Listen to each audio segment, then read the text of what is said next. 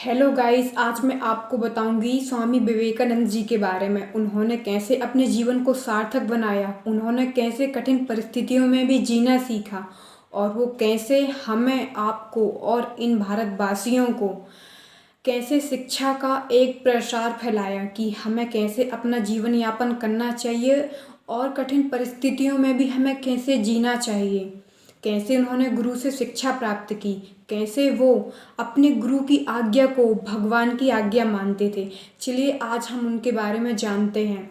स्वामी विवेकानंद जी का जन्म 12 जनवरी 1863 को हुआ। इनका घर का नाम नरेंद्र दत्त था। उनके पिता विश्वनाथ दत्त पाश्चात्य सभ्यता में विश्वास रखते थे। वे अपने पुत्र नरेंद्र को भी अंग्रेजी पढ़ाकर पाश्चात्य सभ्यता के ढंग पर ही चलाना चाहते थे। नरेंद्र की बुद्धि बचपन से ही बड़ी तीव्र थी और परमात्मा को पाने की लालसा भी प्रबल थी। इस हेतु वे पहले ब्रह्म समाज में गए, किंतु वहां उनके चित्त को यानी मन को संतोष नहीं हुआ। सन 1884 में विश्वनाथ दत्त की मृत्यु हो गई। घर का भार नरेंद्र पर पड़ा। घर की दशा बहुत खराब थी।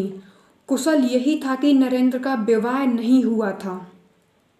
अत्यंत गरीबी में भी नरेंद्र बड़े अतिथि सेवी थे। स्वयं भूखे रहकर अतिथि को भोजन कराते, स्वयं बाहर वर्षा में रात भर भीगते ठिठुरते पड़े रहते और अतिथि को अपने बिस्तर पर सुलाते थे।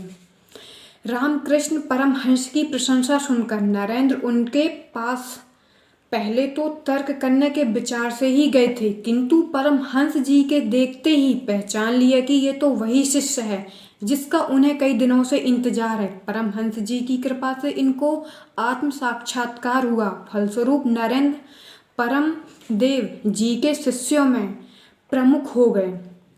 संन्यास लेने के बाद इनका नाम विवेकानंद पड़ा। स्वामी विवेकानंद अपना जीवन अपने गुरुदेव स्वामी रामकृष्ण परमहंस पर समर्पित कर चुके थे। गुरुदेव के शरीर त्याग के दिनों में अपने घर और कुटुंब की नाजुक हालत की परवाह किए बिना, स्वयं के भोजन की परवाह किए बिना गुरु की सेवा में सतत हाजिर रहे। गुरुदेव का शरीर अत्यंत दुर्बल कष्ट हो गया था। कैंसर के कारण गले में से थूक, रक्त, कफ आदि निकलता था। इन सब की सफाई वे खूब ध्यान से करते थे। एक बार किसी ने गुरुदेव की सेवा में घृणा और लापरवाही दिखाई दी तथा घृणा से नाक भौहें सिकोड़ी। यानी जब हम किसी को बीमारी से देखते हैं तो घृणा करने लगते हैं, तो उन्हें यह बिल्कुल भी पसंद नहीं था। यह देखकर विवेकानंद को गुस्सा आ गया।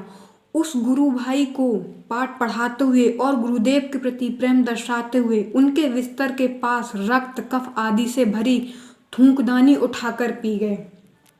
गुरु के प्रति ऐसी अनन्य भक्ति और निष्ठा के प्रताप से ही अपने गुरु के शरीर और उनके दिव्यतम आदर्शों की उत्तम सेवा कर सके।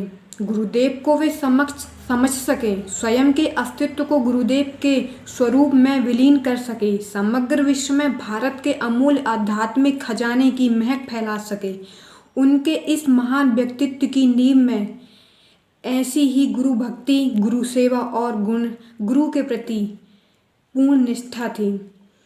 25 वर्ष की अवस्था में नरेंद्र दत्त ने गेरुआ वस्त्र पहन लिए। तत्पश्चात उन्होंने पैदल ही पूरे भारतवर्ष की यात्रा की। सन 1893 में शिकागो, अमेरिका में विश्व धर्म परिषद हो रही थी। स्वामी विवेकानंद जी उसमें भारत के प्रतिनिधि के रूप में पहुंचे।